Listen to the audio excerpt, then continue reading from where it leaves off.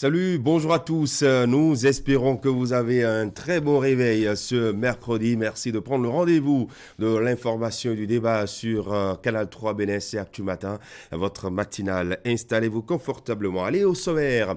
Situation sécuritaire au lendemain, toujours incertain dans le nord du pays. Des incursions, de nouvelles attaques avec derrière des morts. Les terroristes sont sans pitié. 2 soldats béninois à nouveau tués dans une embuscade dans la région de Karimama, portés disparus depuis lundi dernier à la suite d'une patrouille de routine. Les corps des agents des forces de défense et de sécurité ont été retrouvés sans vie, non loin du parc W, dans la journée d'hier. Le quotidien Fraternité en parle ce matin et rappelle donc cette série d'embuscades, de poses de bombes artisanales et d'attaques des commissariats. Eh bien, les terroristes sont sans pitié, la saignée s'accentue. On y reviendra tout à l'heure à la une des journaux avec Wahab Ali Para, nos discussions au forum de ce matin. Et puis, en fin d'édition, vous aurez votre revue de presse. Ce mercredi, dans cette émission, ce sujet sera appelé dans le débat au cours du forum politique. Nous recevons en invité Nourenou Atchadé, premier vice-président du parti Les Démocrates, qui depuis quelques semaines affiche son ambition de participer aux élections législatives dans 6 mois. Les responsables du parti sont désormais au contact des populations, de leurs militants et sonnent ainsi le réveil. Quel est alors le discours tenu ? Dans quelle stratégie se trouvent les démocrates, les moyens de la politique du parti, le rapprochement Boniaï, Patrice Talon et le nouveau front sur lequel est appelé le président d'honneur du parti pour jouer la médiation en Guinée-Conakry ne constitue-t-il pas un handicap pour les fidèles démocrates? Autant de questions au cœur du débat politique que nous aurons dans un peu plus de 45 minutes. Merci de votre fidélité. Restez avec nous. Bienvenue sur Actu Matin. Voici la météo.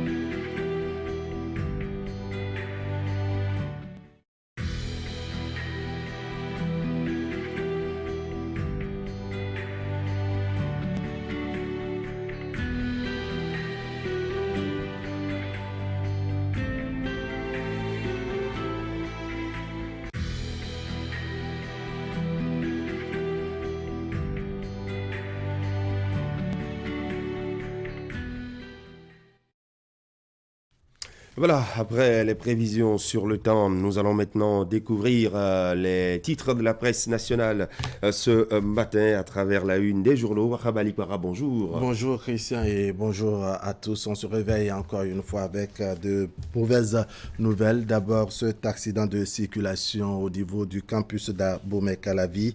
On verra le bilan tout à l'heure, mais il y a également cette triste nouvelle liée donc aux attaques terroristes dans le Nord Bénin. C'est Fraternité qui nous en parle. Embuscade, pose de bombes artisanales et attaques de commissariat. Les terroristes sans pitié. La saignée s'accentue. 2 soldats à nouveau tués dans un guet-apens au nord du pays. Il faut porter des coups dans les sanctuaires de l'ennemi. Une analyse de Abidias Kodjo Orisha, spécialiste des questions internationales de défense et de stratégie.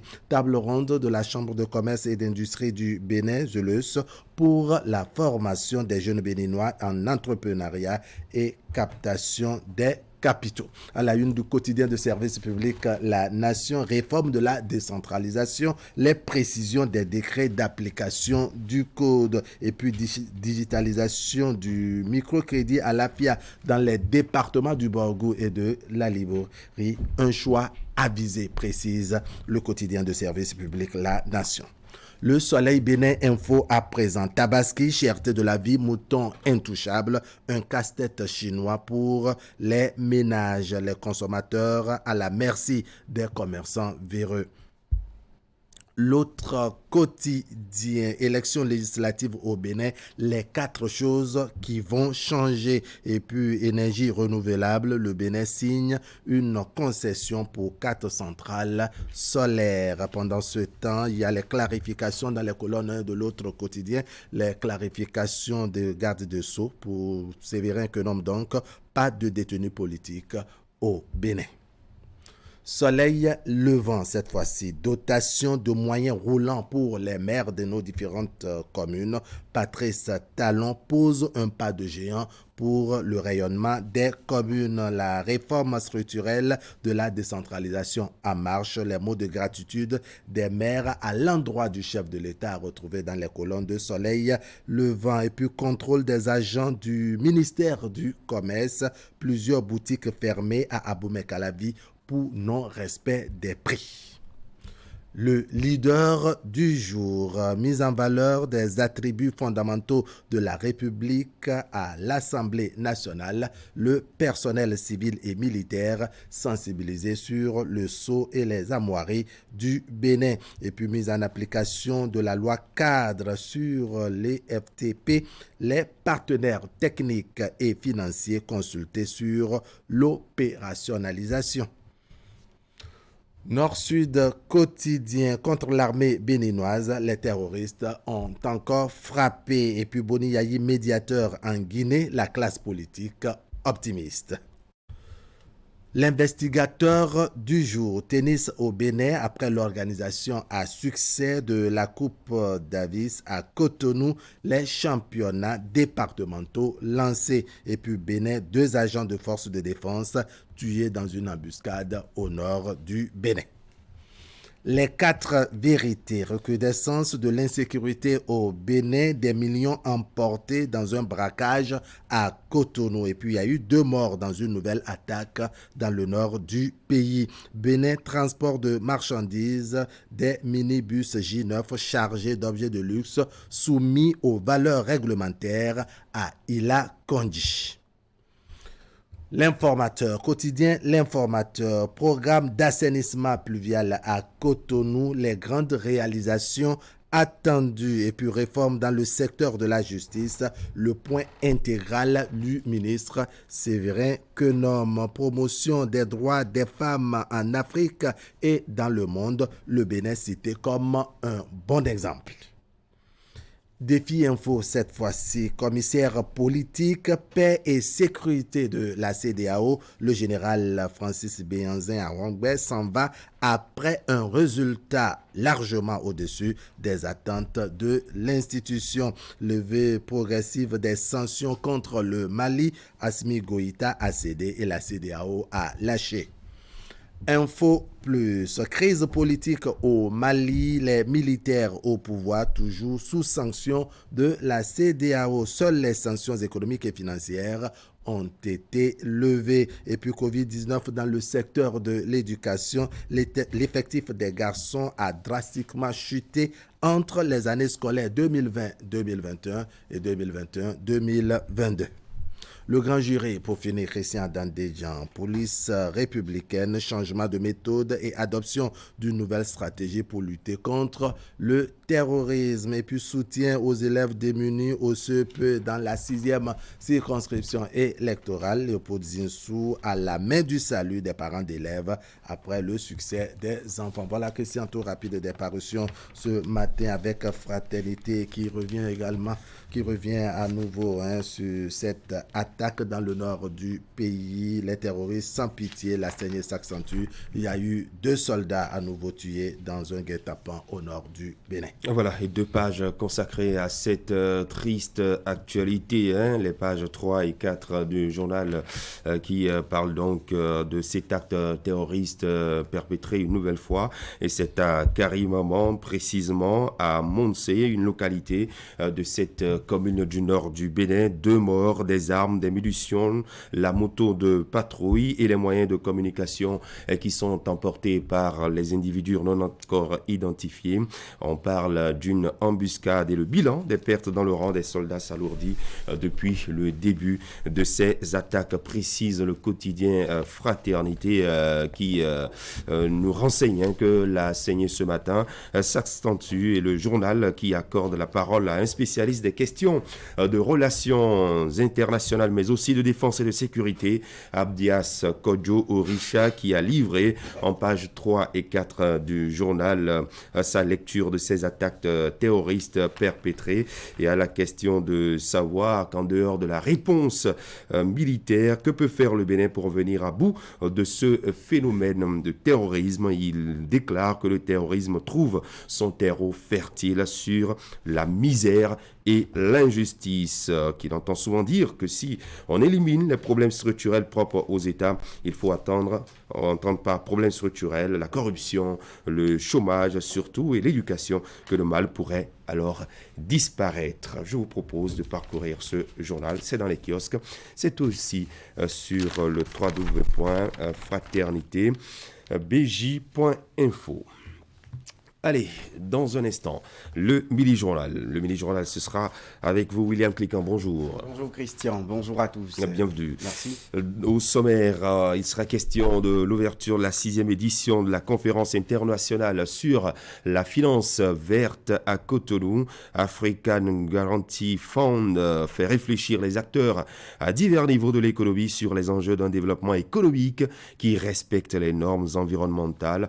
Institutions bancaires, secteur privé et autorités politico-administratives ont répondu présent à ces travaux. Le résumé à suivre. Et puis, dans notre mini-journal, il sera également question du lancement hier à l'université de Parakou du projet d'accompagnement de la valorisation de la recherche pour l'innovation au Bénin. L'agence universitaire francophone et le vice-rectorat en charge de la recherche de l'université de Parakou sont à l'initiative du projet. L'ambition est de révolutionner la recherche scientifique en général et dans des domaines spécifiques plus précisément. Les précisions à suivre. Voici le mini-journal.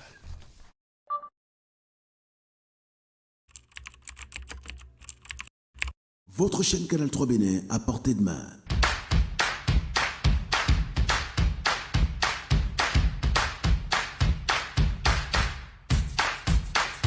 Découvrez désormais, depuis votre smartphone ou tablette, toute l'actualité nationale et internationale, vos émissions préférées de la chaîne Canal 3 en live 24/24, où que vous soyez, à travers son application disponible en téléchargement libre sur Play Store. Canal 3 et sur le www.canal3television.com. Vous êtes les bienvenus.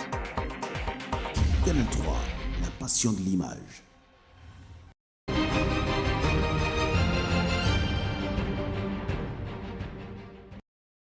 On parle en début de notre mini-journal de la 6e édition de la conférence internationale sur la finance verte qui s'est ouverte ici même à Cotonou, et c'était hier mardi, organisée par African Guarantee Fund. Cette rencontre a permis aux différents acteurs de se pencher sur les enjeux d'un développement économique qui respecte les normes environnementales. Et à ce rendez-vous, les institutions bancaires, les acteurs du secteur privé et les autorités politico-administratives, ensemble, ils ont abordé les approches de solutions en vue de la prise en compte des défis du climat au sein des entreprises. Les échanges de Golden Tulip à Cotonou sont portés sur plusieurs thématiques sur la garantie verte. On va retrouver Clément Tchadé, Fortune Adialala et Eder Nkwevi.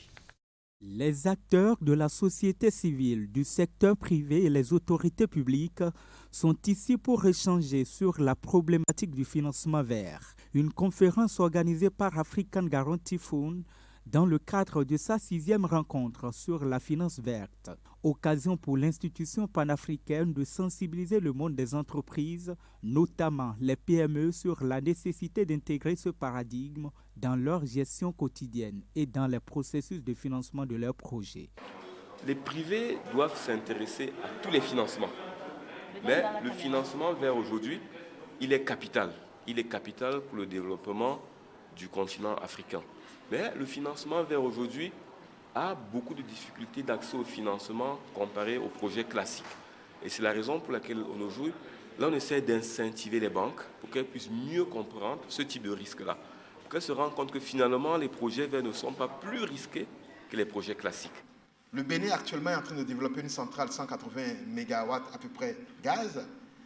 Et nous voyons qu'il n'y a pas d'appétit au niveau des fonds verts pour nous accompagner sur cet investissement. Et c'est ça l'enjeu qu'il faut poser sur la table. Parce que le risque, si on ne pose pas cet enjeu de nécessité de transition, soit vous avez des dirigeants qui vont rester dans le tout polluant, soit vous allez avoir des dirigeants qui n'investiront pas. Or, nous sommes tous conscients que l'Afrique a besoin d'investir. À ce 6e rendez-vous, la présence remarquable du ministre d'État chargé de l'économie et des finances, qui a d'abord remercié les parties prenantes avant de dresser le bilan des efforts du gouvernement du Bénin en matière d'investissement responsable qui respecte les principes environnementaux. Au sujet des défis et enjeux, Romuald Rwadaï appelle à une prise de conscience collective. Ce n'est pas seulement les questions de financement, mais également d'éducation. Quand on prend le secteur de l'énergie, il y a besoin d'apprendre à mieux consommer l'énergie. Mais c'est également dans nos habitudes, nos comportements, la manière dont nous consommons, la manière dont nous nous déplaçons, la manière dont nous produisons. C'est tous ces ententes, tout cet ensemble qui nous permet d'être au rendez-vous. L'implication de l'industrie financière dans la transition vers un monde moins dépendant et vers une économie sobre en carbone et résiliente au changement climatique est donc inévitable. Et pour y arriver, une synergie d'action coordonnée entre les acteurs publics et privés doit être effective. African Guarantee Fund entend relever ce défi pour le bonheur des générations futures. Voilà, c'était les travaux à Cotonou sur la finance verte. On parle à présent de ce projet qui a été lancé hier. Il s'agit du projet d'assistance technique pour l'appui à la conduite du changement Open Data en République du Bénin. William Cliquant. Un projet qui vise à mettre en place une gouvernance des données publiques et de promouvoir les données ouvertes dans l'administration. Le projet est réalisé sur financement de la France à travers l'Agence française du développement. Le point de la cérémonie d'ouverture de cet atelier qui a consacré le lancement avec Idrissou Boukari et Elvis Tonoucoin. Le projet d'assistance technique pour l'appui à la conduite du changement Open Data au Bénin entre à compter de ce mardi 5 juillet dans sa phase d'opérationnalisation. Initié par l'Agence des systèmes d'information et du numérique, sa mise en œuvre sera assurée par l'Agence française de développement qui apporte son soutien financier pour la réalisation du projet. Le projet Open Data géré au sein de la CIN est divisé en 3 grands axes. La réalisation d'une étude préliminaire pour évaluer l'évaluation de préparation du Bénin à l'ouverture des données sur la base du modèle ODRA, Open Data Readiness Assessment. La réalisation d'un portail Open Data avec un transfert de connaissances pour assurer son exploitation, la réalisation de la conduite du changement via des événements, des formations, une étude de la littératie et de la gouvernance. C'est cette dernière composante qui nous réunit ici aujourd'hui. Il s'agit d'une première étape de divulgation de la culture Open Data. Nous voulons que l'administration soit au cœur de cette stratégie et que chacun de vous contribue à faire émerger des cas de réutilisation de données permettant à l'administration d'être plus efficace, plus transparente. À travers ce financement de l'Agence française de développement, le gouvernement du Bénin, via son agence d'exécution en charge des systèmes d'information et du numérique, entend donc mettre en place une réglementation Open Data, en développer la culture au sein de la population béninoise, mettre en place à l'échelle pilote des cas d'usage visant la réutilisation de données et enfin, appuyer la mise en place d'une gouvernance Open Data. Les avantages de ce projet sont nombreux.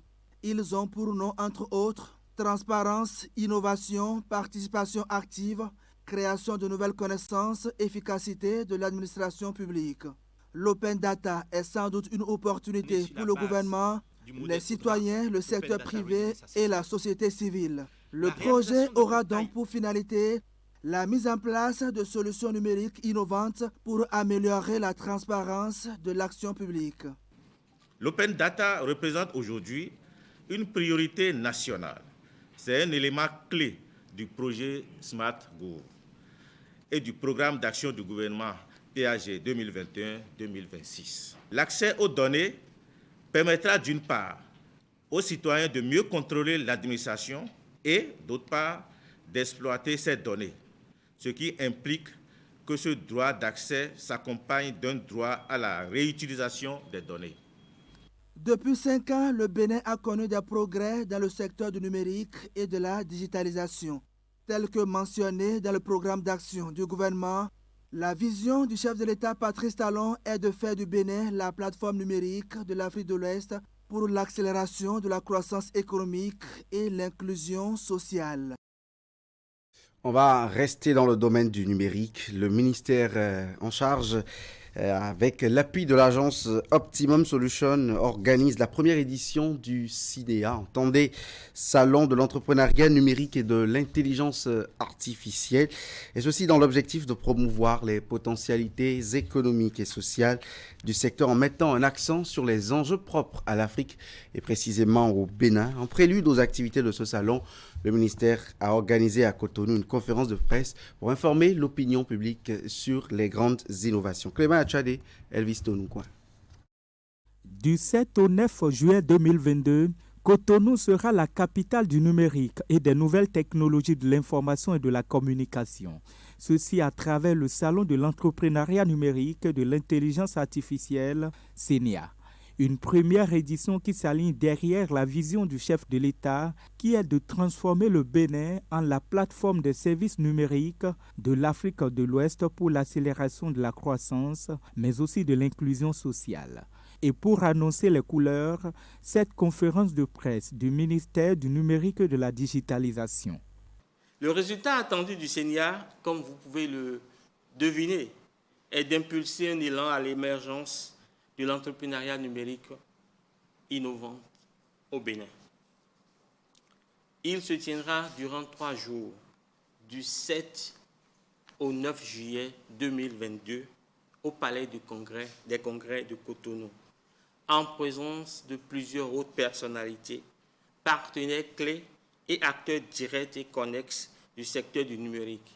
Le thème de cette première édition du CINEA est entrepreneuriat numérique et les enjeux de l'intelligence artificielle pour le développement socio-économique du Bénin.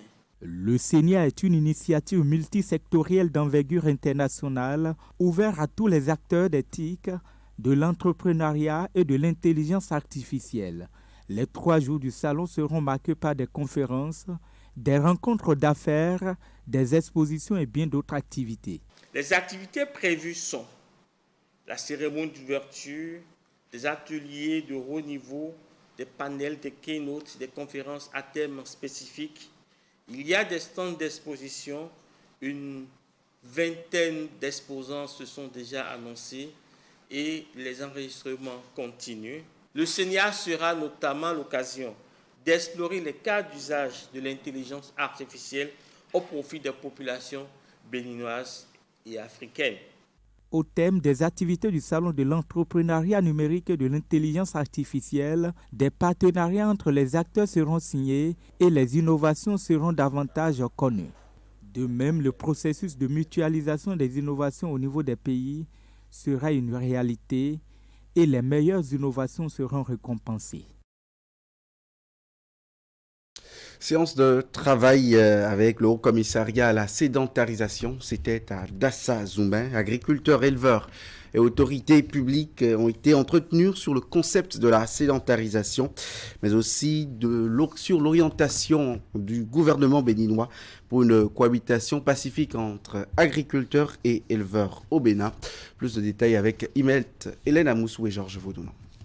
Sédentarisation et sécurisation des cultures dans les collines. La thématique était au cœur d'une rencontre avec le commissaire à la sédentarisation des éleveurs. La séance a été consacrée au partage du contenu des réformes ainsi que des orientations du gouvernement en vue d'instaurer une cohabitation pacifique entre éleveurs et agriculteurs dans le pays. Les échanges ont aussi permis de recueillir les avis et propositions des invités. Cette réunion était prévue pour durer 1h30 et nous en avons passé plus de 3 heures. Alors cela veut dire que le sujet est vraiment d'actualité et de nos échanges, je retiens que chaque acteur a essayé d'expliquer les raisons des différents conflits que nous enregistrons. Et au-delà de ça également, il y a des problèmes liés à chaque secteur que les gens n'arrivent pas à évoquer parce qu'ils sont du secteur. Et donc on a essayé de leur faire savoir que nous sommes à la recherche de nouveaux paradigmes pour que la cohabitation entre agriculteurs et éleveurs se passe bien.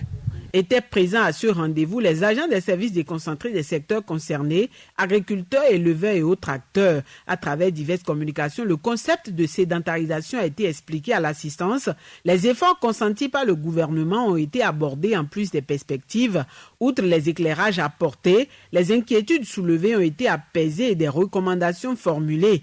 L'obligation de réduire la mobilité du bétail semble être, selon les interventions, l'option la plus appropriée afin de mettre fin aux conflits et affrontements enregistrés entre éleveurs et agriculteurs. Nous sommes tenus de faire en sorte que toutes les parties prenantes jouent à fond leur rôle, leur partition. L'État central ne peut rien faire sans ces services déconcentrés représentés par le préfet, sans nous, collectivités territoriales décentralisées, et rien ne peut davantage se faire, mieux encore, sans les agriculteurs et les éleveurs. La sédentarisation, ce n'est pas une option, mais c'est une obligation. On doit évoluer vers une meilleure gestion de la mobilité, rapprochement des infrastructures pastorales par rapport aux grandes zones d'élevage. Et c'est à ça que le chef de l'État nous a mandaté. Et on s'attelle à travers les financements qui sont mis en place. On a pris l'engagement avec le préfet de voir les zones où se feront les regroupements des campements. Éleveurs et agriculteurs, je pense qu'aujourd'hui, à la sortie de la séance, quand même, chacun a compris et chacun s'engage quand même à ce que cela change sur le terrain. C'est vrai qu'ils ont des inquiétudes par rapport à cette question de pression sur le foncier, mais le Bénin est en train de tracer une voie quand même qui est une voie de salut pour tous. Œuvrer à une cohabitation pacifique entre éleveurs et agriculteurs au Bénin. La question préoccupe les autorités à divers niveaux ainsi que d'autres acteurs qui s'investissent pour l'atteinte des résultats. Le conclave de Dassa a aussi été l'occasion de rappeler les textes et lois qui réglementent le pastoralisme et l'agriculture dans le pays. En attendant de résoudre les problèmes inhérents aux deux secteurs, les uns et les autres sont appelés à la culture de la patience, de la tolérance et l'acceptation mutuelle. Aujourd'hui, mercredi, nous sommes le 3e jour de l'atelier de finalisation et de validation qui vise à intensifier la lutte contre la piraterie maritime et d'autres crimes en Afrique. C'est une initiative de l'Office des Nations Unies contre la drogue et le crime, ONUDC, soutenue par le gouvernement béninois et les administrations maritimes nationales du Bénin. Narcisse Alossé et Moufid Saboura.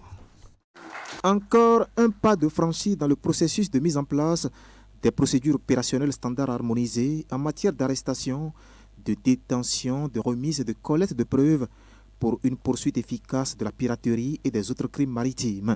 Après les réflexions menées en avril dernier, le document contenant ces procédures est soumis ici à l'appréciation des acteurs de l'action de l'État en mer. À la recherche des pièces manquantes pour pouvoir établir et mettre en place un langage unique, pratique en matière d'arrestation, de collecte de preuves, de traitement de ces preuves, puis de leur remise au procureur. Il est intéressant de savoir que nous sommes à un dernier tournant, voire nous sommes sur la bonne voie. Depuis notre atelier de Grand Popo jusqu'aujourd'hui, nous avons eu un draft grâce à votre implication personnelle. Et cette semaine, nous aurons 4 jours encore pour finaliser, voire parfaire ce document. 4 jours au cours desquels les participants auront à examiner les propositions faites dans cette première mouture de document avant de formuler des recommandations.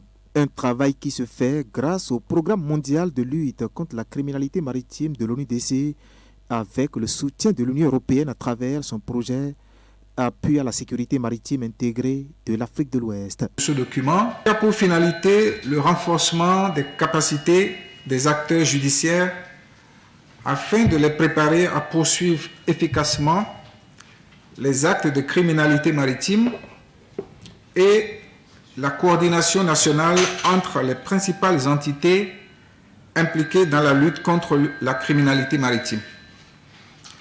Ce document constitue également, à mon avis, la première protection juridique au sens large du terme, qui est avant tout la connaissance des normes qui touchent le militaire, un droit opérationnel plus large que le droit des conflits armés, qui donne une vision unifiée de ces normes dont la violation a des conséquences judiciaires nationales et internationales. Une fois le document de procédure opérationnelle standard harmonisé, finalisé et adopté, il sera présenté aux autorités parties prenantes de l'action de l'État en mer pour son approbation et sa mise en œuvre. Un ensemble d'exercices qui vise à intensifier la lutte contre la piraterie et d'autres crimes maritimes en Afrique. À Parakou maintenant, le projet d'accompagnement de la valorisation de la recherche pour l'innovation au Bénin, PAVRIB en abrégé, a été lancé à l'université de Parakou hier en matinée. Projet financé par l'agence universitaire de la francophonie et mis en œuvre par le vice-rectorat en charge de la recherche universitaire. Autorité rectorale et décanale, ensemble avec les enseignants-chercheurs, entendent faire de la recherche scientifique un véritable levier du développement à travers ce projet. Jacques Degbet et Ibrahim Bakounouret. Aller au-delà des articles scientifiques et devenir une université entrepreneuriale et de métier, l'université de Parakou, plus que jamais tournée vers l'innovation scientifique. En témoigne ce lancement du projet d'accompagnement de la valorisation de la recherche pour l'innovation au Bénin, PAVRIB en abrégé. Un projet mis en œuvre par le vice-rectorat chargé de la recherche universitaire. On dit habituellement des chercheurs qui cherchent, n'est-ce pas, on en trouve, des chercheurs qui trouvent, on en cherche. Le sens de ce projet-là qui nous réunit ce matin, ce n'est pas seulement de trouver des chercheurs qui trouvent, mais c'est de trouver des innovateurs qui vont bâtir à partir de ce que les chercheurs ont trouvé pour pouvoir s'insérer sur le plan professionnel. C'est ça tout le défi. Et puis y arriver, plusieurs activités phares seront menées. Entre autres, l'aménagement et l'équipement d'un espace de valorisation des résultats de recherche et d'innovation, le renforcement des capacités sur la création et la mise en œuvre des start-up autour des résultats de recherche. On fait de la recherche, c'est vrai. On est promis au CAMES, c'est vrai. Qu'est-ce que la nation tire? Qu'est-ce que nous faisons? La recherche, ce n'est plus seulement faire la recherche et être promu. C'est vrai, publier dans les top revues, c'est vrai, pour notre identité. Mais quelle est la rentabilité économique de ces investissements pour la recherche? Et c'est une priorité, c'est la deuxième priorité de notre projet de gouvernance, le projet de gouvernance de l'équipe rectorale actuelle, la recherche pour l'innovation. Financé par l'agence universitaire de la francophonie à hauteur de 121 millions de francs CFA, le projet durera 2 ans. Et je tiens à dire qu'il s'agit d'un appel d'offres compétitif. Ce n'est pas un cadeau qui a été fait à l'université de Parakou, mais l'université de Parakou a compéti pour gagner un projet de dispositif d'accompagnement. Le projet de Parakou, le projet PAVRIB que vous êtes en train de développer fait partie d'une grande famille composée de près de 50 autres projets récipiendaires de ce grand fonds ERI. Donc vous n'êtes pas isolé et vous êtes connecté à plusieurs autres projets. Et ça, ce sera notre rôle de permettre ce partage d'expérience. Autorités rectorales et décanales, enseignants-chercheurs, entrepreneurs et même étudiants, chaque acteur est désormais invité à jouer sa partition pour non seulement des chercheurs qui trouvent, mais surtout des chercheurs qui contribuent au développement de la communauté. Voilà, c'est tout pour le mini-journal. Merci à vous, William Cliquant. C'était donc les informations avec la rédaction de Canal 3 Bénin. La suite de la matinale, ce sera dans un court instant avec Hakimi Ousseni, le journal des sports.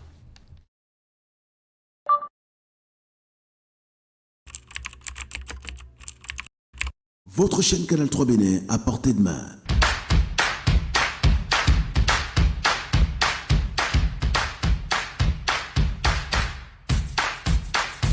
Découvrez désormais, depuis votre smartphone ou tablette, toute l'actualité nationale et internationale, vos émissions préférées de la chaîne Canal 3 en live 24/24, où que vous soyez, à travers son application disponible en téléchargement libre sur Play Store. Canal 3 est sur le www.canal3television.com. Vous êtes les bienvenus.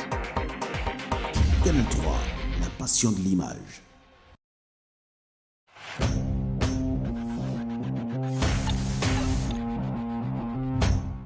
Chers clients, partenaires et abonnés du groupe de presse Fraternité, pour toute commande et information relative à nos produits et prestations à Fraternité FM, Fraternité, Canal 3 Télévision, appelez les numéros suivants aux heures et aux jours ouvrés. 95 74 29 23, 95 74 29 25, 97 77 33 02, 96 61 13 30, 69 17 99 99, 69 23 55 55, 61 62 12 02, WhatsApp. Email canal3benin@yahoo.com, info@canal3television.com, fraternitéfm@yahoo.com, fraternews@yahoo.com.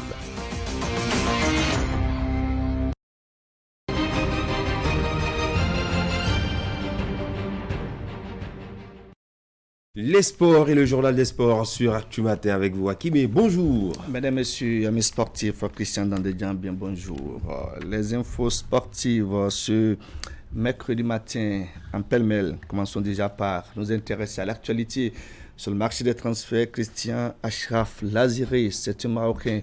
Il n'a que 18 ans. Il dépose bagage désormais du côté de l'Olympique lyonnais. C'est en France, en provenance du FUS de Rabat. Après 3 semaines de tests en mars dernier, eh bien, le jeune Marocain est donc sociétaire de l'Olympique de Marseille pour un transfert avoisinant moins de 1 million d'euros. C'est pas rien, c'est important pour son jeune âge. Christian, il va désormais jouer avec l'Olympique lyonnais jusqu'en 2026. Comme pour dire bien, des talents très jeunes détectés ont la possibilité, Christian, de taper dans l'œil des recruteurs. Et donc, Achraf Laziri fera son expérience avec l'Olympique lyonnais.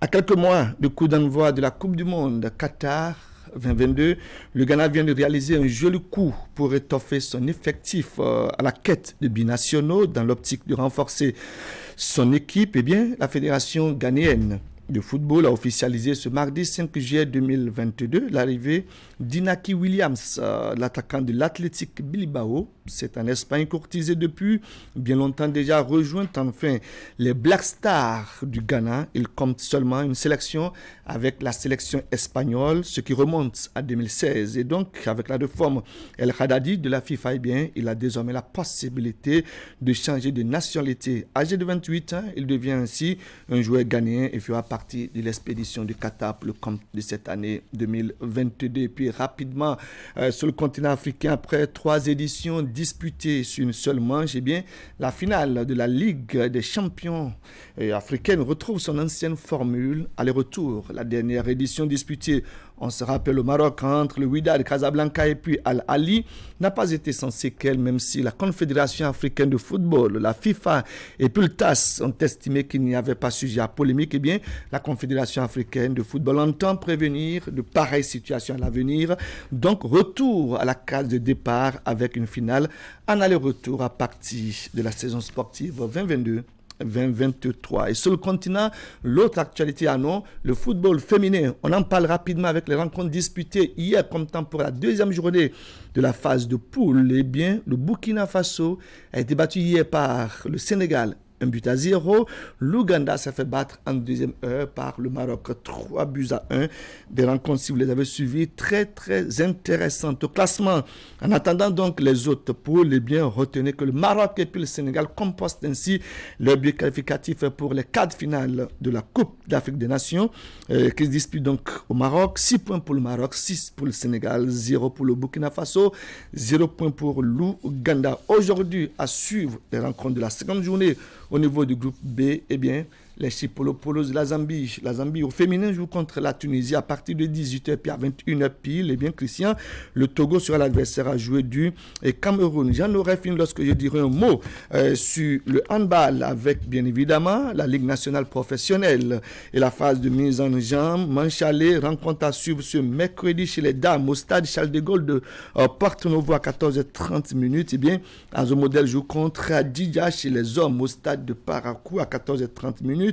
Les Buffles sont les adversaires à jouer d'Abo Sport. Et puis, à Charles de Gaulle, à 16h, eh bien, on aura le face-à-face, monsieur, entre Azomodel et puis Adidja. Christian, ainsi résumé l'actualité sportive ce mercredi matin. Et nous vous disons bien merci pour ces informations. Merci Hakim et vous restez en place. Nous allons installer notre invité politique de ce mercredi sur Actu Matin. Un grand moment de télévision à passer avec Nourenoua Tchadé, premier vice-président du parti Les Démocrates. On reviendra sur la tournée de cette formation politique à l'intérieur du pays, tournée entamée depuis le 25 mai dernier. On fera donc le point du discours qui est tenu face donc aux populations et surtout aux militants du parti Les Démocrates.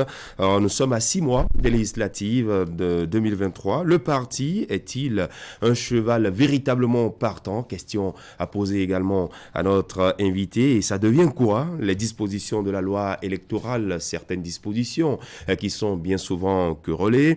Question également à poser à notre invité. L'actualité récente, c'est bien sûr la désignation de Boni Yahi en tant que médiateur en Guinée-Conakry. Est-ce un choix qui honore le parti Les Démocrates et quelle sera donc la suite? Et puis on dira également un mot sur ces attaques terroristes répétées dans le nord du Bénin. Quelle est la posture des formations politiques, notamment le parti Les Démocrates sur cette triste actualité? Restez avec nous, le forum politique, c'est ici et maintenant sur Actu Matin.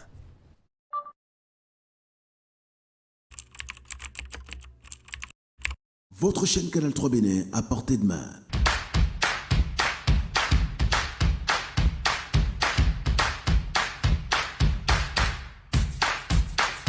Découvrez désormais, depuis votre smartphone ou tablette, toute l'actualité nationale et internationale, vos émissions préférées de la chaîne Canal 3 en live 24/24, où que vous soyez, à travers son application disponible en téléchargement libre sur Play Store. Canal 3 et sur le www.canal3television.com, vous êtes les bienvenus. Canal 3, la passion de l'image.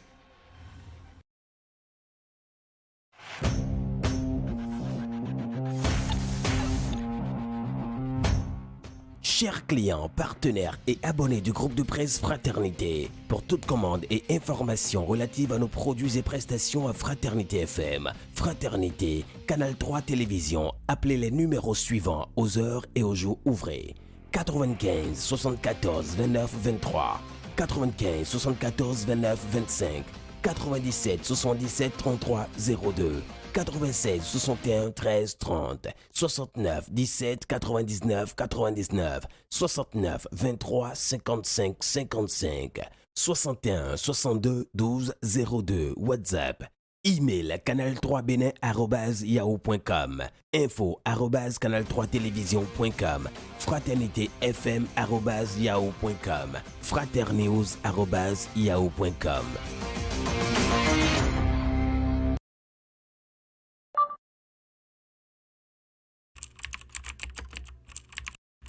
Votre chaîne Canal 3 Bénin à portée de main.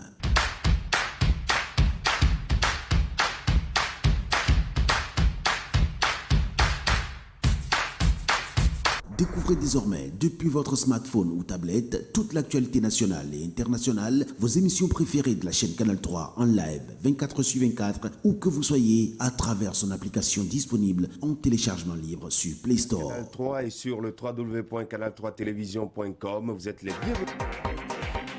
Canal 3, la passion de l'image.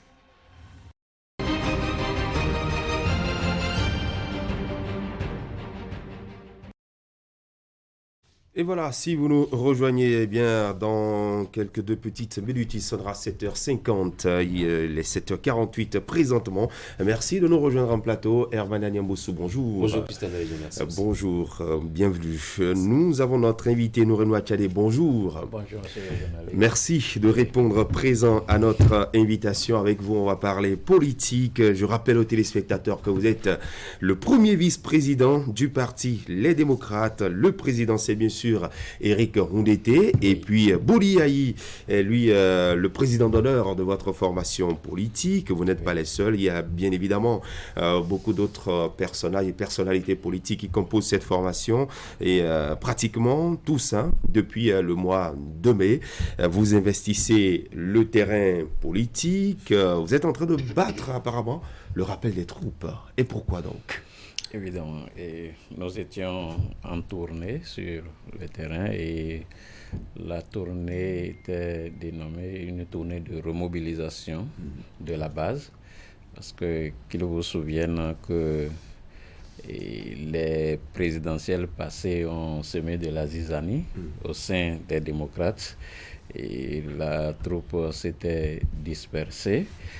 Et il y avait de la peur, de l'inquiétude au sein des militants qui ne se regroupaient plus comme cela se doit, de peur d'être ramassés de façon azimut, comme on l'a remarqué depuis les présidentielles passées. Donc nous sommes allés sur le terrain pour rassurer les militants et les informer par la même occasion que nous allons aux élections législatives, donc par conséquent de se mobiliser, de se préparer à aller à ces échéances-là.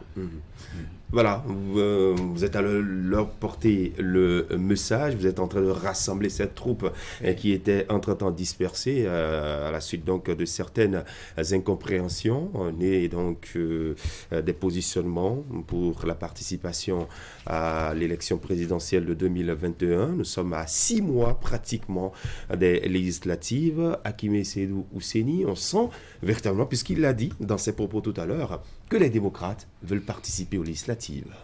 Oh, c'est d'ailleurs pour ça qu'il est sur le plateau en tant que vice-président, parce que oui, entendre l'honorable vice-président Nourenoua Tchadé, c'est que bon, le parti Les Démocrates fait partie de ces formations politiques sorties de la dernière présidentielle, l'a dit. Zizani se met au sein donc de l'appareil politique des jours après ou des années après, parce que là, quand on fait un peu le bilan en 2019 et 2022, les démocrates en termes d'exigence, ça n'a pas changé, ça n'a non plus pas évolué.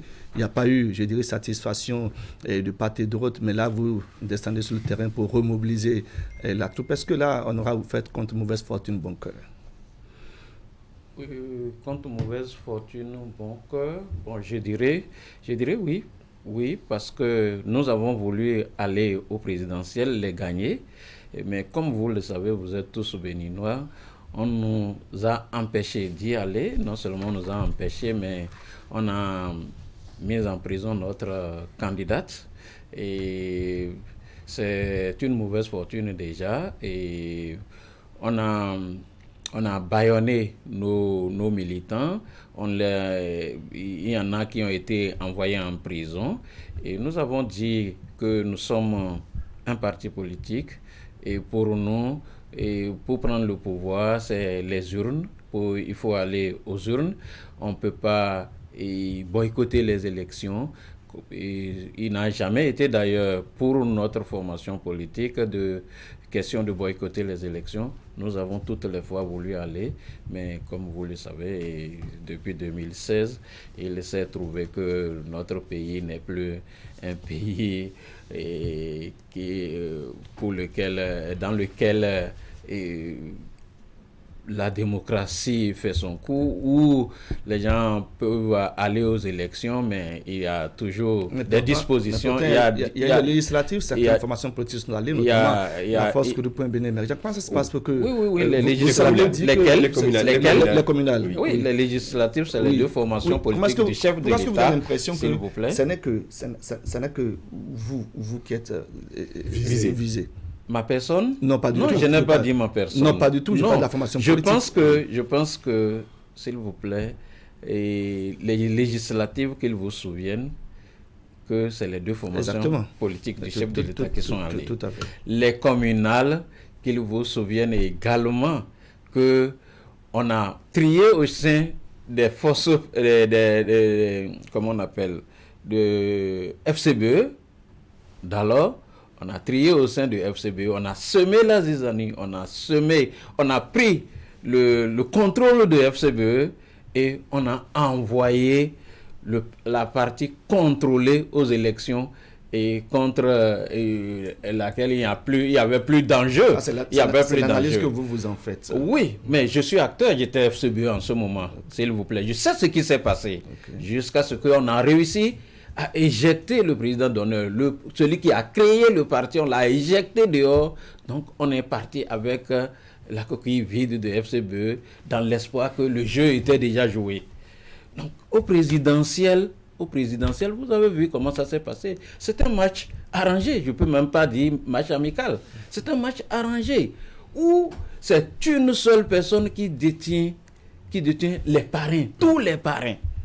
Il en a donné à qui il veut.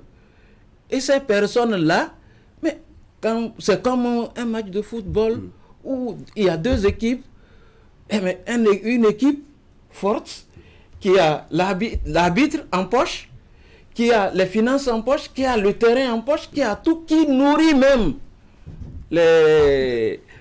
l'adversaire, les joueurs adverses, et qui se mettent sur le terrain et qui veulent jouer le même football qu'ils veulent gagner. Justement, en votre sein, il y avait également mésentente au sein de la famille Les Démocrates, où il y avait, je dirais, plusieurs ambitions. Oui, ça ne nous a pas empêché de désigner la candidate.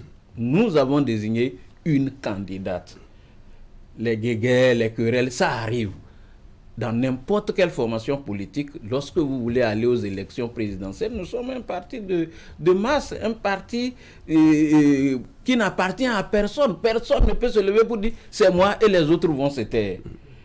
Donc, il y avait un jeu démocratique qui s'est joué et nous avons désigné un candidat. Mais si on voulait que le candidat postule, je pense que ça n'avait pas de problème. Ce n'est pas à quelqu'un qui n'est pas de LD de venir nous désigner notre candidat. C'est ce que nous avons fait. Bon, nous pensons que les prochains seront ouverts et que nous allons quand même... Alors, Pablo Nouré-Niachade, concernant donc l'élection présidentielle, vous estimez avoir désigné votre candidat. Il y a que ce n'est pas seulement la désignation du candidat qui était le seul critère. Il y avait la question des parrainages qui devrait, je dirais, rentrer dans les formalités. Mais votre président, le président de votre parti, devant micro et caméra au siège de la Sénat, a dit que même si on leur donnait des parrainages, ils ne prendront pas. Et par conséquent, ça sous-entend que vous n'êtes même pas allé chercher des parrainages. Puisqu'on ne nous en a pas donné, ce qu'il a dit ne compte pas. On ne nous en a pas donné. On était à la Sénat, on était déjà allé déposer quand le président a dit ça. C'est parce que... En déposant les dossiers à la Sénat, ça devrait comporter les parrainages. Est-ce que vous avez fait les négociations, les débats? Évidemment qu'ils vous souviennent. Lorsque le chef de l'État était en tournée, il a fait les 77 communes du Bénin, ce qui était très bien.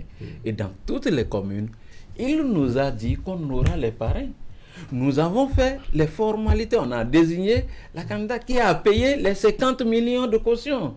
La chose la plus difficile, qui a réuni toutes les pièces. Le colistier également, on a tout fait. Mais la pièce qui restait, c'était le parrainage. Et cela dépendait de celui qui a tous les parrains. Alors, honorable Nouré-Niachade, concernant la question de parrainage, il y a que le parti Union Progressiste avait fait cette conférence de presse, les députés du parti bien entendu, disant devant micro et caméra encore une fois que jamais les démocrates n'ont fait cette démarche et qu'ils avaient même des amis députés un peu comme vous qu'on a essayé de contacter, mais personne n'est venu chercher de parrainage. Ils ont même exhibé devant ces caméras, n'est-ce pas, des échanges de messages et autres, honorable Achadé. Qui dit la vérité entre vous? Je ne vais pas citer des noms ici. Moi, j'ai parlé avec des camarades, comme ils le disent, des camarades anciens collègues députés, j'ai parlé avec eux du parrainage. Mais je ne veux pas dire les noms ici, mais c'est pour vous dire que, honnêtement, et vous-même vous le savez, les parrains ont été saisis par les chefs de parti. L'injonction a été donnée à tous les députés qui ont reçu le formulaire, à tous les maires qui ont reçu le formulaire, de rendre les formulaires à leur chef de parti. Et ils les ont. Mais on va discuter avec qui? Avec les chefs de parti. C'est avec les chefs de parti. Et si ces chefs de parti ont déjà leur candidat, leur joker, vous pensez que ils seront à même de donner le parrainage à quelqu'un à même de les battre sur le terrain? Donc tout le jeu est là, c'est des humains. Tout le jeu est là. Vous allez les battre. De savoir combien de parrainages. Nous allons évoluer dans la discussion. Nous allons évoluer dans la discussion. Le temps a coulé sous le pont. Vous êtes aujourd'hui en tournée de remobilisation pour relancer la machine, les démocrates, après avoir tiré le son de tout ce qui vous est arrivé. Alors pour ces propos liminaires, ces premiers propos, qu'est-ce que vous en dites, Herman Parfait à Niamboussou, cette manière de vouloir refaire les choses au niveau des démocrates? C'est une bonne lecture que font les démocrates de la situation politique actuelle, parce que justement, le contexte n'a pas changé, les données n'ont pas également changé, le code électoral est resté le même. Les démocrates qui ont tant donné l'impression de boycotter les élections, je veux dire les élections présidentielles, communales, je crois que c'est d'abord les communales avant les présidentielles, aujourd'hui font une sorte une tournée de remobilisation. C'est déjà bien qu'ils aient pris sur eux de ne pas boycotter et donc de choisir d'aller aux urnes pour pouvoir essayer de renverser la tendance. Je pense que c'est pas mauvais sur le terrain politique, étant donné que c'est de vieux acteurs politiques, même si les démocrates donnent l'impression d'être un nouveau parti, c'est composé de gens qui connaissent bien le sérail politique. C'est heureux qu'ils soient sur le plateau. Maintenant, tout est dans ce qu'ils vont dire à leurs militants, parce qu'ils l'avaient dit en tant que les militants avaient été totalement déboussolés, qu'ils avaient été... qu'ils ne savaient pas à quel sens se vouer. Maintenant qu'ils sont en retenue sur le terrain, pour nous dire quel est le... Justement, vous nous direz tout à l'heure, Nourano Achadé, ce que vous allez dire à vos militants, si vos militants ont des oreilles pour véritablement vous écouter et vous accompagner dans votre projet politique. Cette manière de vouloir refaire les choses, Wahab Ali Para, quelle est votre lecture sur un parti politique qui, après avoir vécu tous ces épisodes un peu difficiles, qu'on s'asseye et qu'on dise, maintenant, on est décidé à partir sur de nouveaux pas? Non, ça témoigne du fait que le parti Les Démocrates est tenace.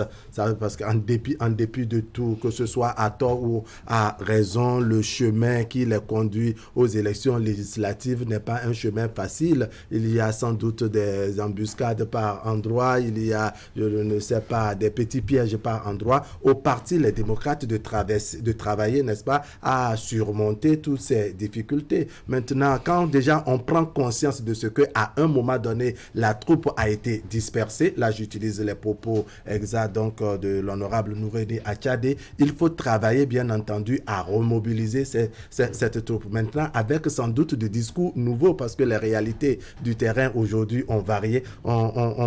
Il faut savoir quel discours on tient pour effectivement mobiliser ou remobiliser cette troupe et maintenir cette troupe. Parce qu'on est dans une période où toutes les formations politiques, qu'elles soient de la mouvance ou de l'opposition, travaille, je dirais, à déboucher par ici, à faire déménager de l'autre et aménager chez soi. Donc, il y a que sur le terrain, ce n'est pas facile. Maintenant, il faut également voir ces jeux de mots qu'utilisent nos acteurs politiques. On nous a empêchés de faire, alors que de l'autre côté, vous entendez une autre version. Ça sous-entend bien entendu que nous avons affaire à ce qu'on appelle la bonne guerre, n'est-ce pas, en matière de vie politique. Maintenant, les populations, les militants écoutent-ils le parti, les démocrates, le choix des mots, est-ce que ça va avec effectivement les réalités du terrain? Donc il y a tout ce cocktail à rassembler pour que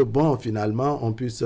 Maintenant, la question du boycott, très rapidement. Il y a des étapes où on a attendu le parti, les démocrates, et puis on a vu presque personne. Oui, maintenant, non, ces étapes, ce sont les rendez-vous où, par exemple, à l'élection présidentielle, on peut dire que c'est peut-être derrière nous, mais la question de la discipline du groupe, c'est aussi un élément fondamental. Quand vous allez en rang dispersé, ça pose un véritable problème. On serait allé en rang serré, que les chances seraient multipliées, puisque le parti, les démocrates, on sait, a aligné plusieurs candidats, parce qu'on dirait qu'on était dans une forme de démontrer à tout le monde qu'on avait beaucoup de candidats. Et ça, je me réfère encore une fois aux propos du président du parti, Éric Houndété, qui au siège de la Sénat on disait qu'eux, ils n'ont pas de candidats, ils sont venus avec plusieurs candidats. Est-ce que ça ne pose pas problème? Est-ce que le parti, les démocrates, a travaillé à ce que pour les élections législatives, on ne puisse plus avoir ces différentes... On va donc permettre ces difficultés. Voilà. Merci beaucoup, et je pense que il faut savoir choisir les mots, et j'ai vu un jeu de mots qui se fait sur le plateau et par rapport au boycott. Lorsqu'on veut boycotter les élections, on dit clairement nous on ne va pas. Et un peu comme Restaurer l'espoir l'a fait. Comme Restaurer l'espoir l'a fait. Comme les gens de PCB le font également. On ne dit pas on va aux élections, on s'investit, on met l'argent, on met le temps et pour aller distraire. Non, on ne fait pas ça. Lorsqu'on ne veut pas aller, on ne veut pas aller. Et le parti Les Démocrates est né tout juste avant les présidentielles. Et on s'était préparé. On a fait, une réunion de la coordination nationale. Et nous avons décidé que nous allons aux élections. Donc, on ne fait pas du cinéma. Et quand vous dites que si nous avons pris la décision de ne plus boycotter, au fait, ça fait souvent mal que vous répétez les choses que les autres vous disent. En tant que journaliste, je crois que vous devez nuancer. Vous ne devez pas prendre parti. Dites alors ce que vous avez fait pour que vous ne soyez pas aux élections. Parce que quand vous dites que ça répète ce qui est entendu, vous avez fait quoi concrètement? Pour aller aux élections? Oui, c'est ce que je viens de te dire. J'ai dit que nous sommes préparés pour aller aux élections. Nous avons payé, s'il vous plaît, nous avons payé la caution. Mais les élections, nous ne venons pas d'une autre planète. Nous sommes béninois et nous connaissons les conditions pour aller aux élections. On ne peut pas aller avec plusieurs candidats. On est allé à la Sénat avec les dossiers d'un duo, comme l'exige la loi. Et le duo n'avait pas de parrainage. Le duo n'avait pas le parrainage. Qui devait offrir le parrainage? Qu'ils vous souviennent, je l'ai dit sur le plateau. On dirait que vous êtes sous à ce que moi je dis, à ce que le qui devait donner le parrainage. Et qu'ils vous souviennent, politique. Oui, qu'ils vous souviennent. Vous devez aller aux élections. Oui. Vous connaissez les dossiers à constituer pour aller aux élections. Oui. Ça n'est pas nouveau. Oui. Le parrainage, ça, vous le savez, on vous l'a répété à maintes reprises. Oui. Vous savez les démarches à mener. Si entre-temps, sur le chemin, vous estimez avoir été bloqué, ça c'est votre problème politique que vous réglez politiquement. Oui. Mais n'estimez pas, honorable Tchadé, qu'il se fait répéter ce qui est entendu de part et d'autre. Bien sûr. Et que mieux encore, que vous avez l'impression que ça n'investigue pas. Vous y êtes allé, les déclarations qui ont été faites de part et d'autre font état de ce que vous avez été attendu pendant longtemps pour venir négocier les parrainages, vous ne l'avez pas fait. On va rappeler que votre président a dit, ou bien Toby devant le C'est du mensonge. C'est du mensonge. Le mensonge. Je voulais vous dire ceci, s'il vous plaît, ne continuez pas. Non, ne continuez pas, s'il vous plaît. C'est d'ailleurs pour ça que je vous empêche de continuer. Je vais lancer sur la conviction honorable. S'il vous plaît. Je vous ai dit, le chef de l'État lui-même a dit dans sa tournée à travers tous les territoires, dans toutes les communes, il s'est fait acclamer par les populations quand il a dit les élections seront ouvertes. Les démocrates auront des parrains. Ça veut dire quoi? Ils auront. Mais est-ce que si on avait, il va nous dire qu'on aura? Ça veut dire que c'est lui qui a. C'est lui qui veut donner. Mais écoutez, s'il vous plaît.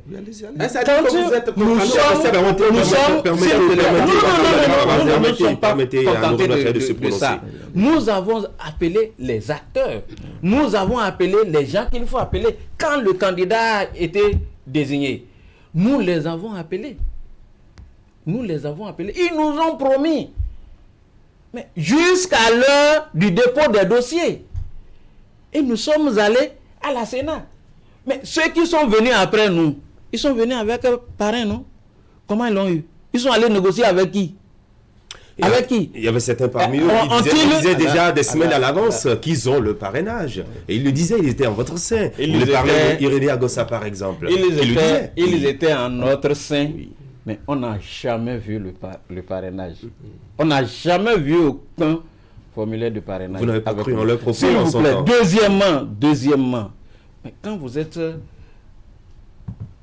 là, dans un pays où vous avez les informations de façon officielle, où vous savez que les parrainages, les formulaires ont été déjà déposés auprès des chefs de parti, UP a déposé, BR a déposé, mais où il faut négocier?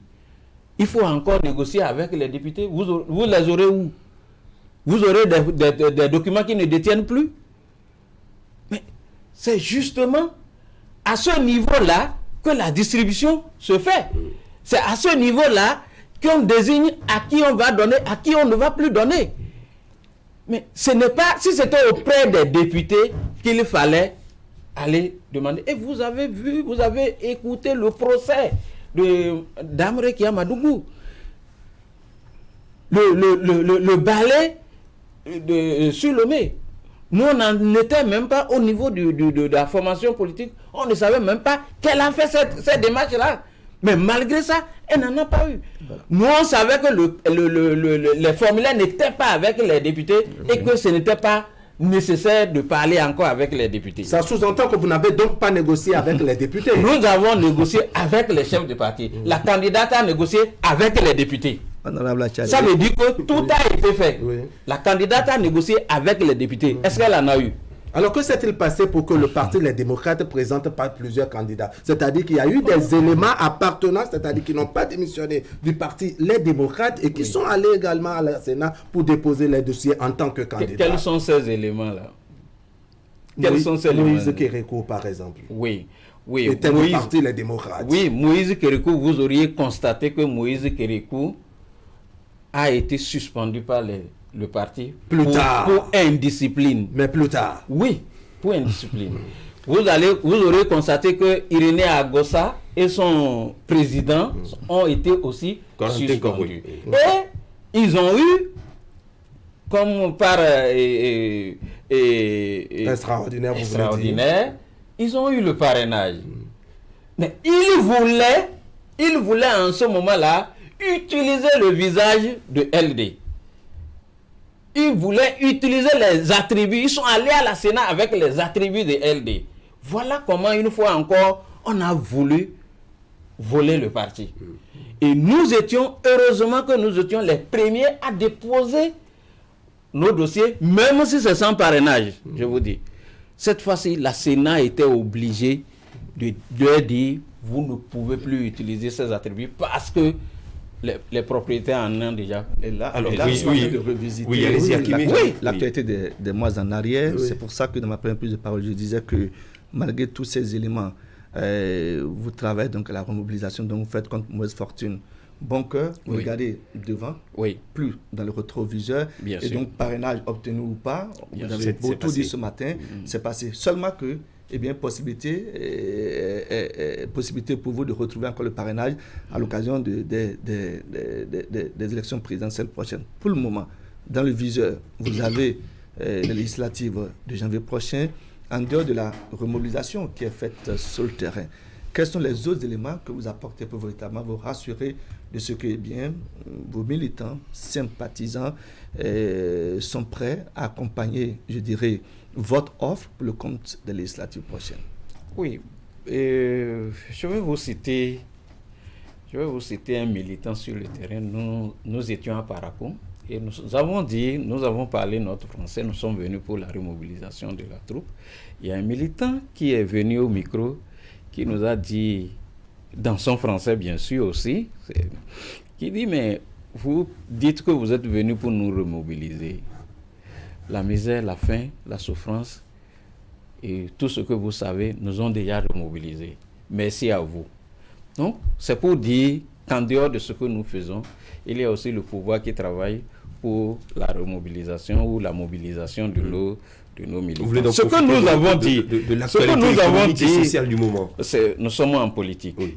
Ce que nous avons dit également, c'est que nous avons dit que nous sommes un parti jeune, un parti pauvre, qui n'a pas les moyens, alors qu'il y a des dispositions exclusives dans le code électoral, comme la caution, 137 500 000, et que nous n'en disposons pas.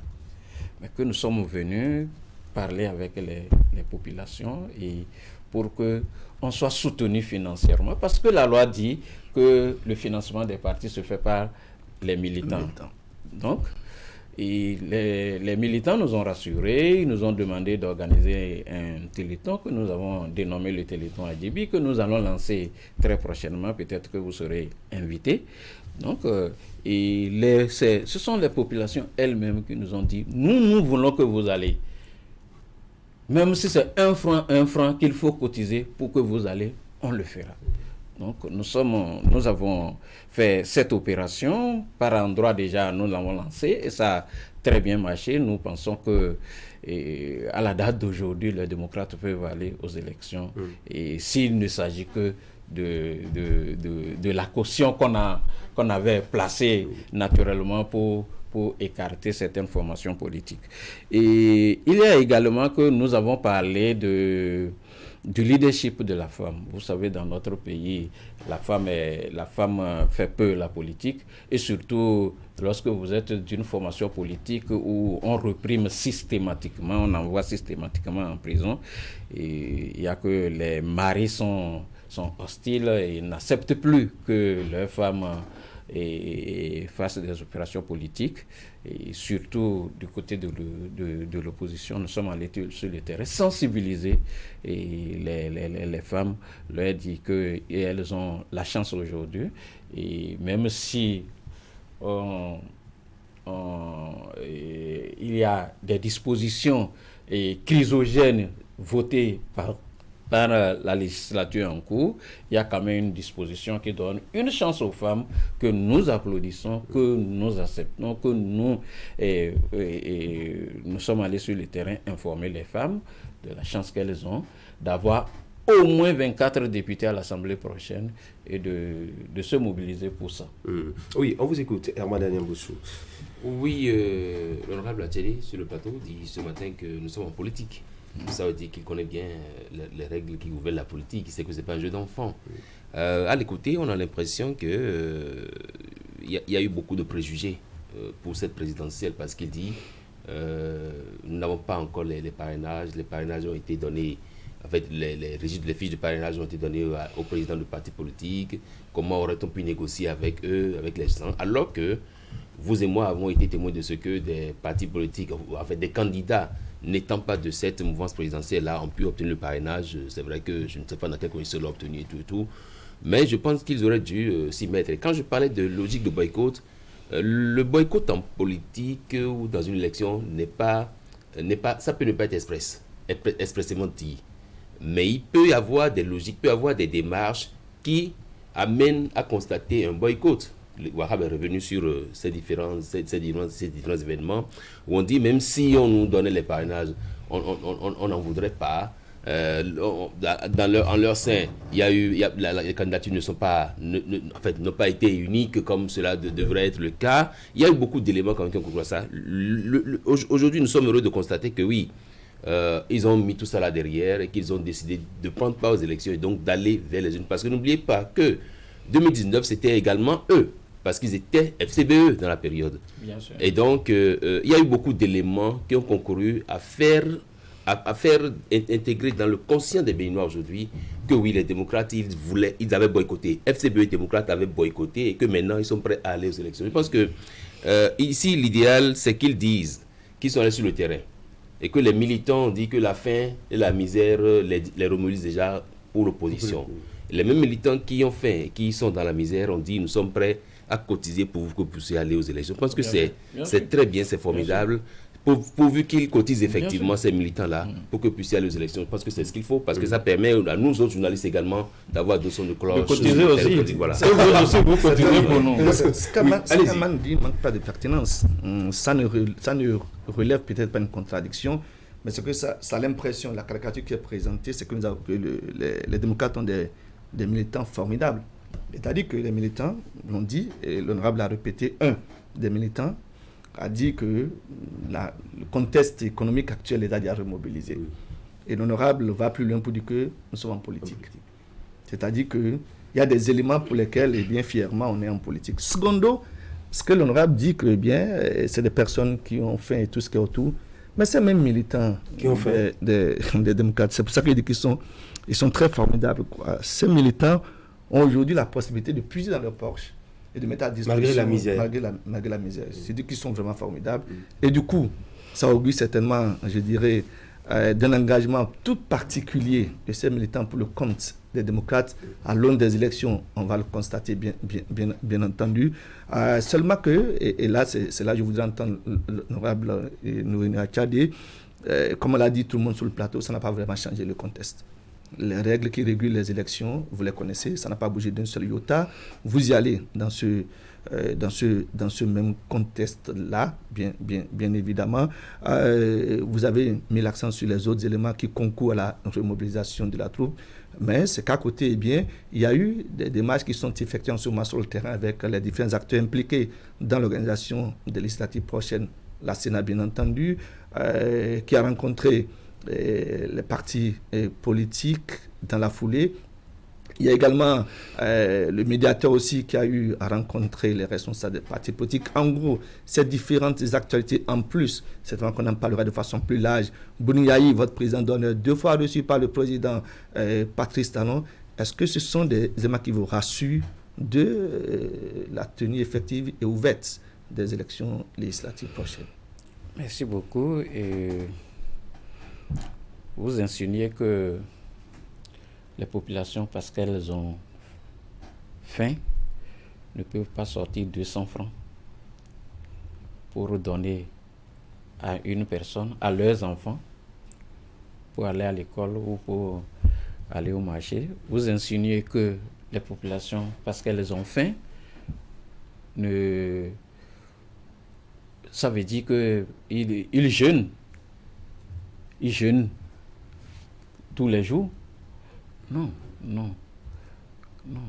C'est la faim, et vous l'entendez tous les jours, c'est que ce que nous avons l'habitude de faire, on ne le fait plus. Le nombre de fois que nous avons l'habitude de manger, on n'y arrive plus. Ça veut dire que la vie sociale se dégrade. La vie sociale se dégrade dangereusement. Mais si nous avons espoir que quelque chose peut changer, nous pouvons aller puiser dans ce que nous avons pour aider. Et quelqu'un nous a dit, nos cotisations sont de 200 francs le mois, par militant. Ça fait 1200 l'année, par militant. Vous en avez combien, les militants? Vous avez une base de données sur combien comme nous ça? sommes, je vous ai dit, nous sommes une jeune formation politique. Nous sommes en train, en ce moment, de faire un recensement par rapport aux adhésions. Mais quand on est allé à Parakou, par exemple, de façon spontanée, quand nous avons lancé la première opération, on a eu 200 000 en 30 minutes. En 30 minutes d'opération. Donc, c'est pour dire, et le militant nous a dit, celui qui a amené l'idée et qui a lancé l'opération à Parakou nous a dit, les cotisations au niveau du parti, c'est 200 francs par mois. Ça fait 1200 par an. Mais imaginons que nous sommes 1 million de militants et nous donnons au bas mot 1200 ou 1000 francs par et comment on appelle par militant par an. Ça fait 1 milliard. De quoi payer très rapidement votre caution, de faire la campagne électorale normalement. Ça fait 1 million. Voilà l'idée qu'il a lancée. Et il va sur la table, il dépose 2000 francs. Il dit c'est ma participation. C'est comme ça tout le monde a commencé par donner. Et ça s'est c'est pour vous dire, l'opération. Oui, nous avons poursuivi un peu partout. C'est pour vous dire que celui qui a donné, c'est pas parce qu'il est rassasié. Il sent la souffrance, mais il estime que c'est une opération. Vous savez, quelqu'un qui prend son salaire, il a des priorités. La première priorité, c'est manger, la santé. Et c'est après que les autres priorités de plaisir, d'habillement et consorts viennent. Donc, aujourd'hui, les militants en font une des priorités. Même si c'est 200, il y en a qui sont venus avec 200 au Téléthon, qui ont donné 200 francs. Et quand vous comptabilisez tout ça là, vous pensez que c'est petit. L'arrivée, c'est de cross-ton que vous ramassez. Alors moi je m'en vais vous faire cette question honorable. Donc, je n'ai pas répondu la question de avec la question de Hakimé. Non, je pense que c'est une bonne chose. Nous avons et beaucoup de fois demandé au chef de l'État qu'il rencontre la classe politique, qu'il rencontre la société civile de temps en temps pour décrisper, qu'il libère les prisonniers politiques, qu'il libère les prisonniers et qu'il laisse les exilés politiques rentrer. C'est notre pays à tous. On a besoin de tout le monde pour le construire. Donc, nous avons applaudi ces différentes rencontres et nous pensons que ça participe de l'apaisement. Et pour les élections, nous sommes engagés à aller à ces élections. Nous sommes en train de faire tout ce qu'il faut. Vous avez dit, le code n'a pas changé, évidemment. Je viens de le dire tout à l'heure, qu'il y a des dispositions exclusives et que nous continuons de les dénoncer. Nous continuons de les dénoncer. Mais nous sommes dans un pays où, quand le chef de l'État veut, ça se passe. Et c'est à lui que nous adressons nos dénonciations. Parce que quand ils sont allés au communal et qu'ils ont constaté qu'ils ne pourront pas avoir les maires qu'ils devaient avoir si ils laissent la loi en état, ils sont retournés. Malgré qu'on était en train de désigner les maires. Le processus était en cours. On a parlé de trucs de la CEDEAO, du protocole de la CEDEAO. Le processus d'élection des maires était en cours. Mais on est allé à l'Assemblée, on a modifié la loi. Pour désigner prochainement les maires et non les faire élire par les pairs. Donc, le chef de l'État aujourd'hui, dans la situation démocratique du Bénin aujourd'hui, est l'alpha et l'oméga de tout. Je suis obligé de le dire ainsi à mon corps défendant, mais c'est ce que nous vivons. C'est ce que nous vivons. Et je dis à tous ceux qui veulent m'entendre qu'il est le père de la nation. Mais comment peut-il préférer X à Y à l'Assemblée nationale? Mais nous y allons. Tous, nous sommes des Béninois. Il ne peut pas empêcher Y d'aller et favoriser X d'y aller. Donc, nous y allons tous pour le développement de notre pays. Mais nous étions sur le terrain. Nous avons tenu certains propos. Et nous avons constaté que des mesures ont été prises. Quels sont ces propos? Par rapport à ce que nous avons dit. Oui. C'est par exemple des produits. Nous avons demandé que certains produits de première nécessité soient subventionnés. Qu'on subventionne et qu'on contrôle leur prix sur le terrain. Une fois que l'État a mis son argent ou a pris des mesures pour alléger, l'État a l'obligation d'empêcher que les prix grimpent. Mais lorsque l'État ne fait pas, il ne peut pas. L'acteur économique est obligé de vendre au prix du marché. Maintenant, nous avons également dit, mais on a vu que les conseils de ministres qui ont suivi, l'État a dit le ciment, il faut faire ceci, on donne le ministre de l'industrie du commerce, le ministre du plan de prendre un arrêté pour fixer les prix et bloquer les prix. C'est ce que nous demandons. Mais après, nous avons également dit que les aspirants qu'ils soient payés 12 mois sur 12. 12 mois et sur vous l'avez 12. obtenu. On l'a obtenu, c'est une bonne chose. Donc vous participez à l'animation. Nous voulons participer. On l'a obtenu. Même si on pense que c'était une mesure, il avait promis, le chef de l'État avait promis, oui, c'était resté dans la promesse, mais aujourd'hui c'est une réalité, c'est une bonne chose pour les aspirants, socialement et économiquement. Parce que ce qu'ils ont, le surplus qu'ils auront sera dépensé sur le marché et ça fait de l'argent qui circule. Donc nous pensons que c'est une bonne chose, M. Akimé, que le chef de l'État écoute. Et je l'ai dit, il n'y a personne dans le monde qui puisse gouverner seul avec son intelligence, qu'il soit super ou superman ou je ne sais quoi, mais on doit écouter les autres. Pas seulement ceux qui disent « Monsieur le Président, vous êtes bon, Monsieur le Président, vous êtes beau, Monsieur le Président, vous êtes... » Ceux-là tuent le Président. Mais nous qui disons le contraire, par contre, il faut que de temps en temps, on nous écoute aussi. Je crois que l'autre côté lui donne plus la santé. Ah, il est moralement soutenu.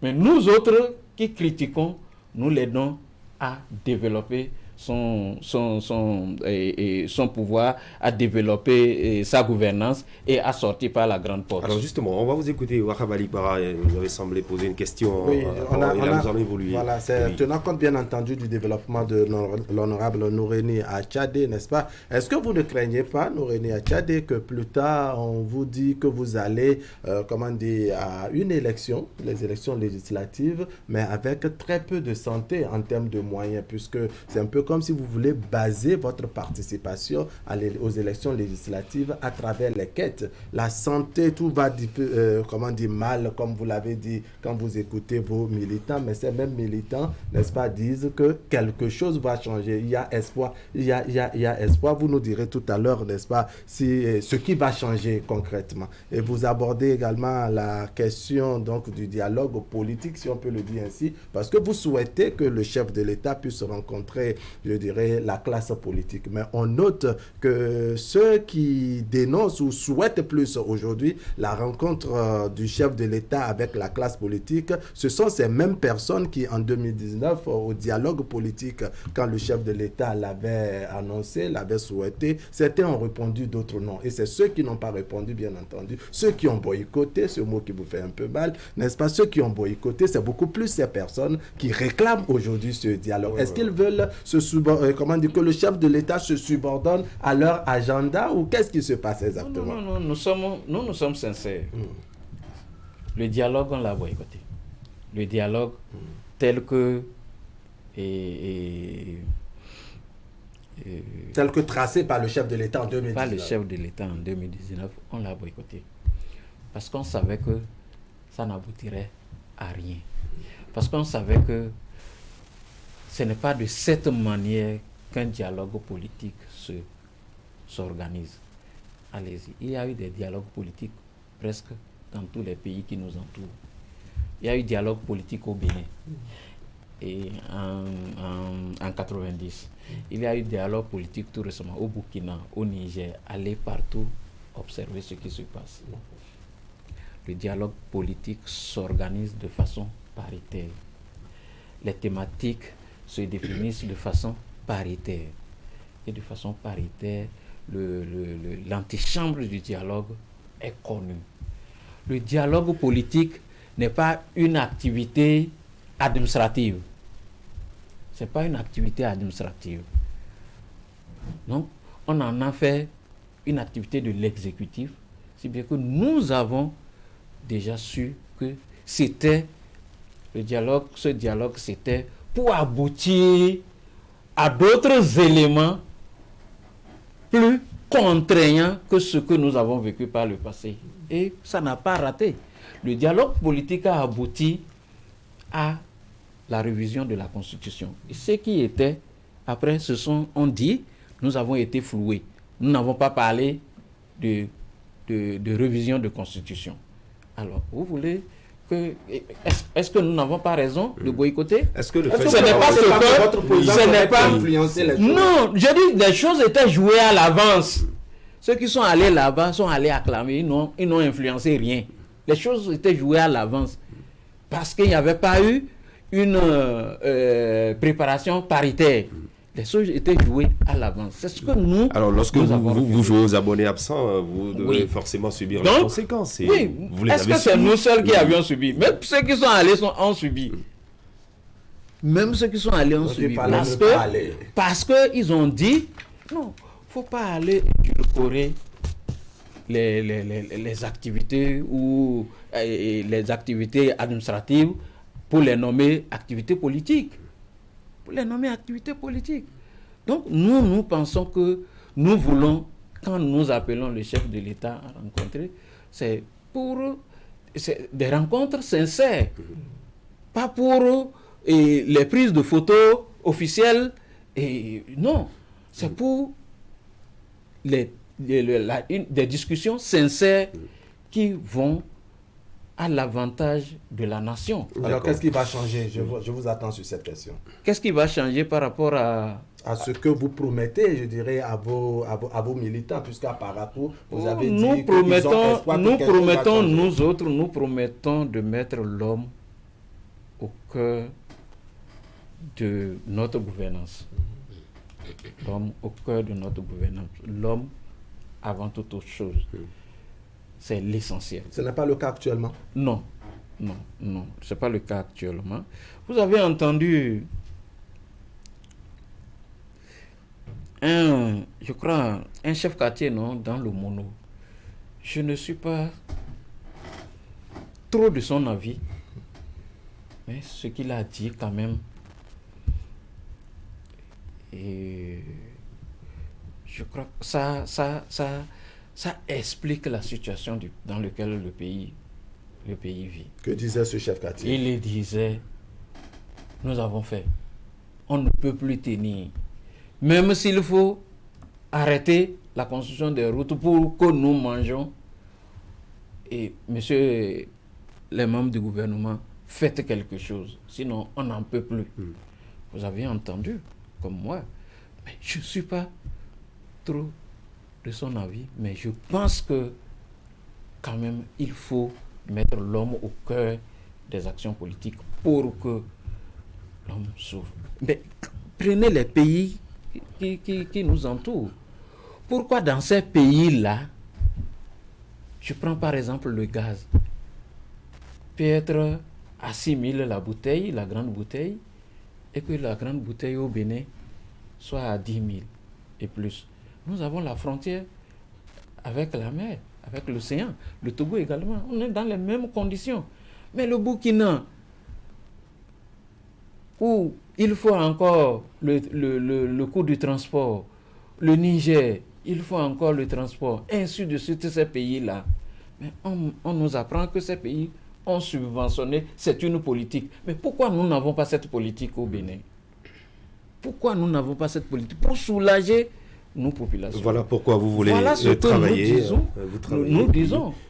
Mais est-ce que nous n'avons pas le droit de dire ça, monsieur les journalistes? Vous avez le droit, raison pour laquelle vous êtes sur le plateau d'ailleurs, et vous le dites, vous avez fait la tournée à l'intérieur du pays. Pour mettre l'homme au cœur de votre gouvernance, il faut accéder au pouvoir, et vous vous battez pour le premier rendez-vous sur une législative prochaine. Vous faites en termes de préparation et sur le terrain, je dirais cavalier seul. Quand il dit cavalier seul, c'est pour revenir à savoir comment est-ce que au sein de l'opposition, parce que qu'on le veut ou pas, il y a cette chanson qui vous est fréquemment fredonnée, la mésentente, parce que c'est vrai qu'on se leurre en espérant que vous soyez unifiés, mais face aux enjeux actuels, est-ce que vous n'avez pas, quelque part dans votre petit coin là-bas, une idée qui concourt à mettre ensemble les forces politiques de l'opposition pour aller à la quête des sièges au niveau de l'Assemblée nationale?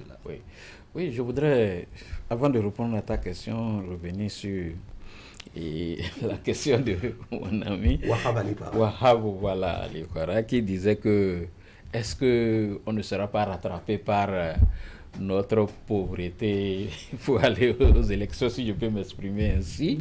Et j'avais dit sur le plateau que la cotisation est une partie des ressources, la cotisation des militants, c'est une partie, ce n'est pas l'essentiel. Ça veut dire quoi? Ça veut dire qu'on a d'autres sources de revenus pour alimenter notre action politique. Donc c'est pour vous dire que ça ne va pas s'arrêter. Vous avez les moyens de votre politique. Ça ne va pas s'arrêter seulement aux cotisations des populations, des militants. Par rapport au regroupement de l'opposition, vous savez que la loi interdit aujourd'hui les jeux d'alliance. Les jeux d'alliance. Deuxièmement, je voudrais que vous sachiez que la mouvance également n'est pas unie. Tout à fait. Il y a BR, il y a UP, il y a MOEL, il y a PRD, il y a déjà 4 formations politiques. Alors si nous on peut avoir 2, 3, où se trouve le problème? Pourquoi vous trouvez que c'est l'opposition qui n'est pas unie? Et vous le chantez tout le temps. Mais est-ce que la mouvance est unie? Si le président Talon n'était même pas là, disons aujourd'hui que demain en 2026 que Talon n'est pas au pouvoir, vous allez voir ce qui va se passer. Ça s'est passé avec FCBE. Et bien avant, il y a eu UBF. Ça s'est passé avec UBF. Donc, ce que nous faisons déjà au niveau de l'opposition, il faut saluer ça. Il faut saluer ça. Nous étions avec le président Yahi Boni. Aujourd'hui, vous êtes toujours avec lui? Nous sommes avec lui. Et nous avons... Oui, il est le président d'honneur. Okay. Et nous travaillons aujourd'hui ensemble avec des gens qui n'étaient pas avec nous hier. Le président du parti, Eric Ondete, vous le connaissez.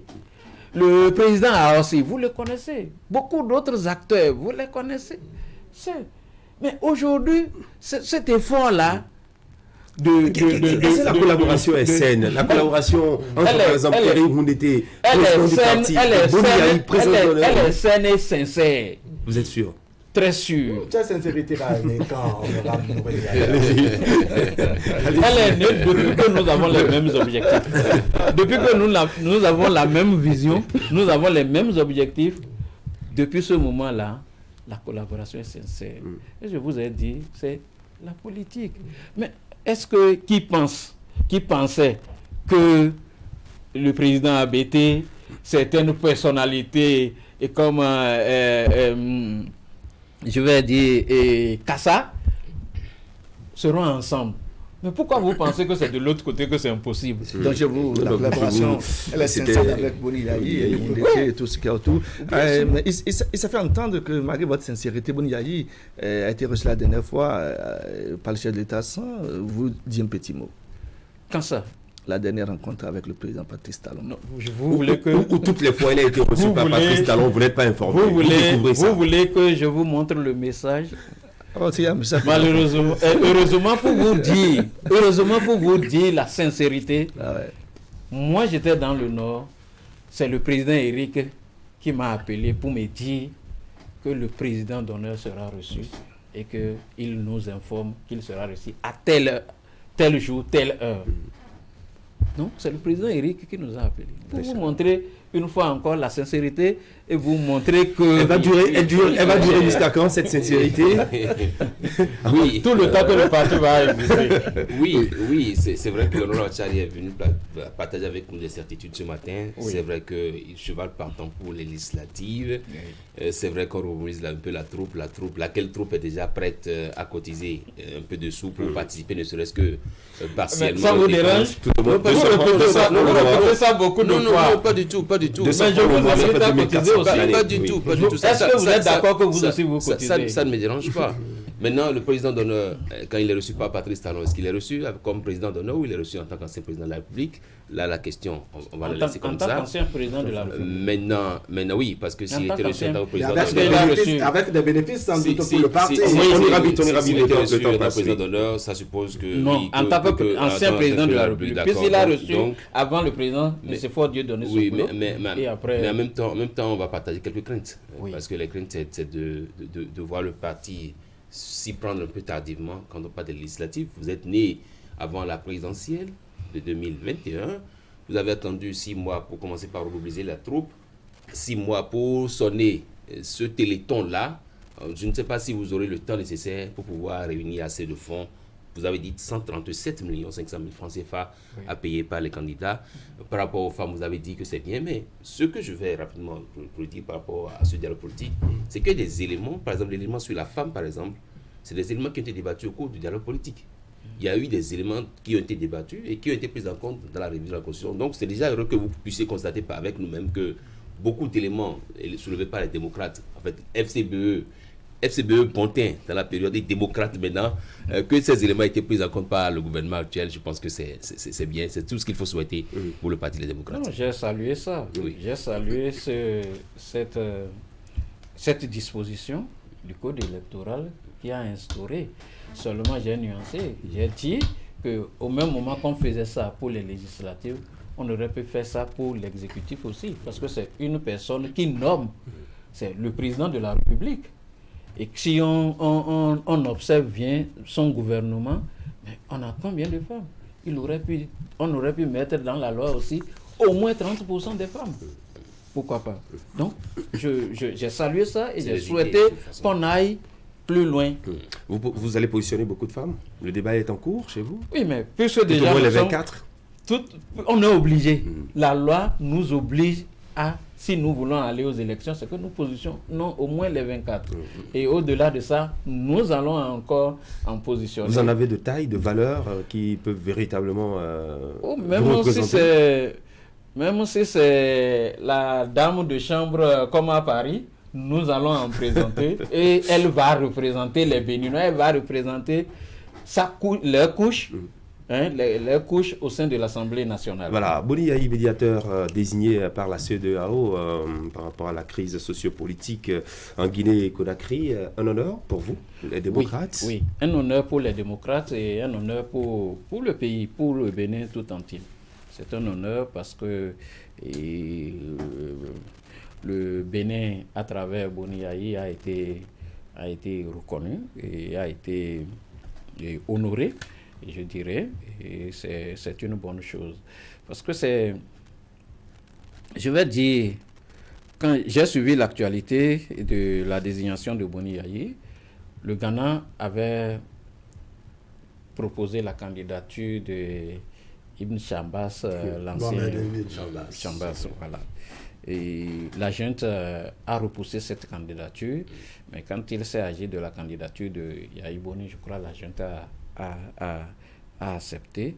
Je crois que c'est une très bonne chose pour le Bénin et pour le Parti Les Démocrates de reconnaître les valeurs de notre président d'honneur, de reconnaître que c'est un monsieur qui a dirigé le pays pendant 10 ans, un monsieur qui a rendu le pouvoir démocratiquement, un monsieur qui a organisé les élections libres et transparentes dans ce pays, et un monsieur qui a été le président de la Commission de l'Union africaine et à ce titre a géré plusieurs crises la Côte d'Ivoire et comment on appelle le pays, et ainsi de suite. Le Burkina Faso. Le Burkina Faso, effectivement, le Burkina Faso et la Burundi, je vous l'ai dit. Oui. Et donc, c'est un monsieur qui a les capacités, de faire le job. Nous l'accompagnons avec nos prières. Je voulais aussi reconnaître, pour être honnête, parce que moi, je dis les choses telles qu'elles sont. Je voudrais saluer le président du Bénin, qui certainement a eu son mot, a donné son accord pour sa désignation. Et je crois que c'est quand toutes les fois, même dans les pays anglophones et francophones, il y a la crise, et que c'est les anglophones qu'on désigne pour aller être médiateurs, je me dis que les anglophones ont un impact positif sur la CEDEAO, un impact supérieur à ce que nous les francophones, alors qu'en termes de nombre de pays francophones, quand on enlève les pays lusophones, nous sommes plus nombreux, nous sommes majoritaires en tant que francophones. Mais nous ne prenons pas la mesure de la chose, et c'est les anglophones qui nous donnent souvent le pignon. Je pense qu'il faut que prochainement nos dirigeants puissent revoir ça, et pour que véritablement on fasse honneur à nos anciens chefs d'État ou à nos intellectuels. En tout cas, les électeurs. Oui. J'ai envie de demander à l'honorable de réagir sur l'actualité n'est pas forcément politique. Les attaques terroristes au nord du pays, en tant qu'acteur politique, comment est-ce que vous les vivez s'il vous était demandé de faire une proposition oui. Nous avons plusieurs fois fait des propositions. Nous condamnons vraiment ces attaques terroristes, et nous nous inclinons devant la dépouille des compatriotes tombés au champ de combat. Et nous avons proposé que aujourd'hui, on voit à peu près le mode opératoire des djihadistes, des commissariats qu'on attaque. Mais qu'on ne laisse plus les commissariats de frontières là seulement aux mains des policiers.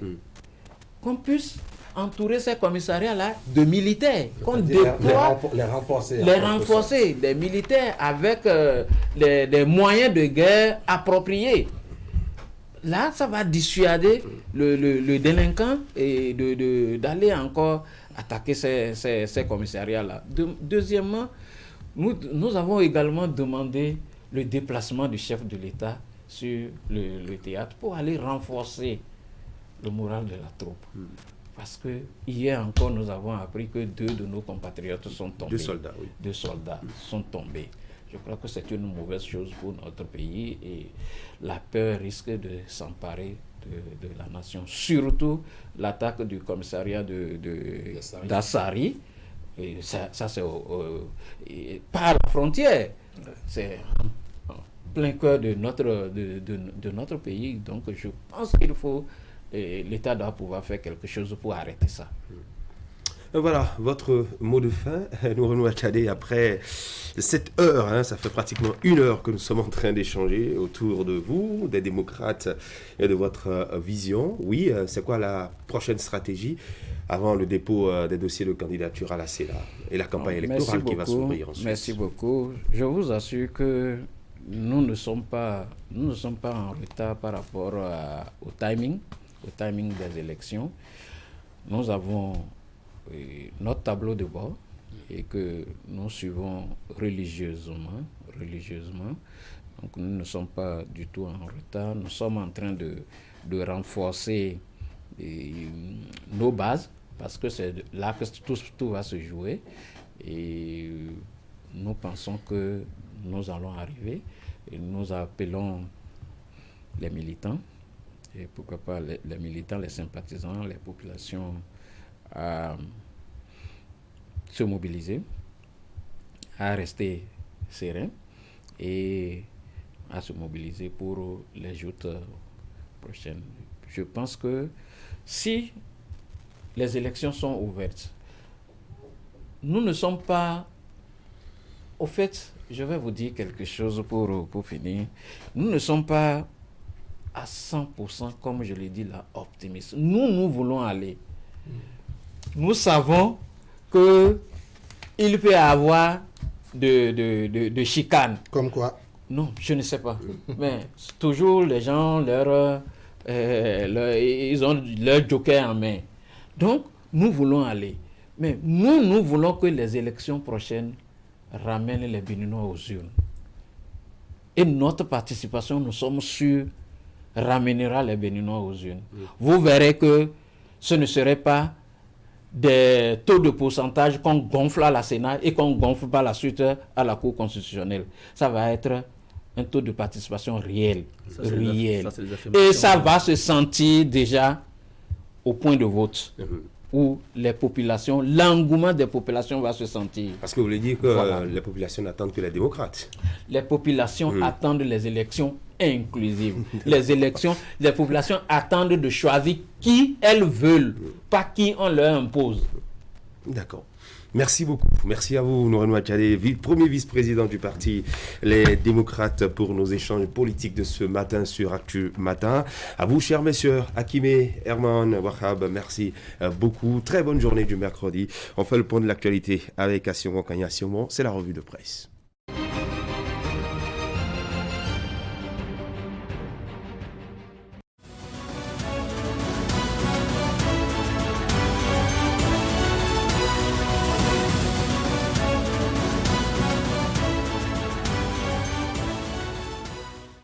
Bonjour à toutes, bonjour à tous. Les forces nationales de défense et de sécurité ont connu de pertes dans leur rang dans la journée du mardi au nord du Bénin. Et selon les informations rapportées mardi par Fraternité FM et partagées par Vif d'Afrique, 2 corps sans vie ont été retrouvés dans le nord du Bénin. Selon la même source, il s'agit des corps des membres des forces de défense et de sécurité tombés dans une embuscade le lundi 4 juillet. Les auteurs de cette embuscade ne sont pas encore connus. Les terroristes sans pitié et la saignée s'accentuent, affiche en gros titre Fraternité qui explique que c'est survenu dans un guet-apens. Le journal s'intéresse aux causes du risque d'une pénétration plus en profondeur sur le territoire national et pense qu'il est inutile donc de se voiler la face. Le terrorisme rampant met tout en œuvre pour étendre ses tentacules et devant le manque d'infrastructures socio-communautaires, le désœuvrement des jeunes prêts à tout faire pour de l'argent, la partie s'annonce difficile pour l'armée béninoise. Et pour Abdias Kodjo Richa, spécialiste des questions de sécurité et de défense, il faut donc désormais porter des coups dans les sanctuaires de l'ennemi et ne point lui donner de repos. Le matinal passe à la loupe les leviers du développement tels que détaillés par le ministre d'État chargé du développement et de la coordination de l'action gouvernementale, Abdoulaye Biotchane. Le journal renseigne que les explications ont tourné autour de la bonne gouvernance pour consolider les acquis de la relance économique, les politiques publiques, le hautement social, les crises et résilience, l'emploi des jeunes, les mesures prises pour lutter contre la pauvreté et la malgouvernance, les repères du programme d'action du gouvernement. Parlant des législatives, l'autre quotidien rappelle que les électeurs iront aux urnes le 8 janvier prochain pour élire les députés de la 9e législature. Mais ce sur quoi on n'insiste pas souvent, c'est que la législature prochaine marquera un tournant important dans la vie du Parlement du Bénin, puisque des changements notables seront introduits dans le fonctionnement de l'institution. Les réformes opérées par le législateur en 2019 seront ainsi mises en œuvre.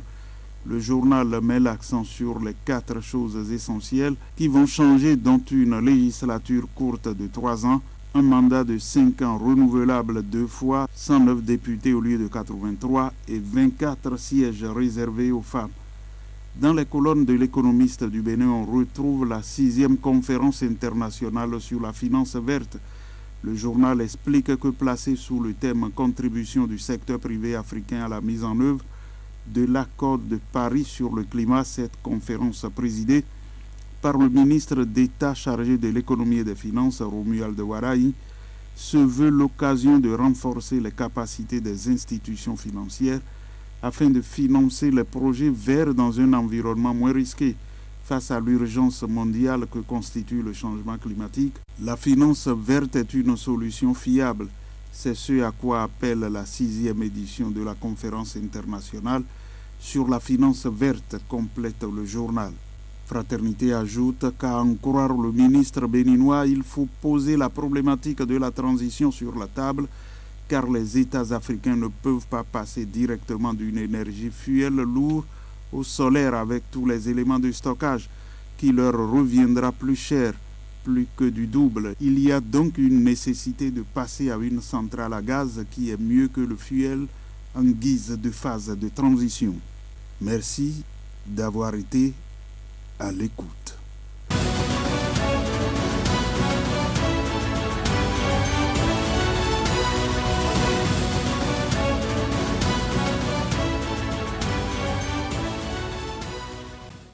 Nous avons fait le tour de l'actualité ce mercredi 6 juin 2022. Merci à chacun et à tous de votre attention. Très bonne journée du mercredi sur les programmes de Canal 3 Bénin. Portez-vous bien, gardez le sourire. Au revoir.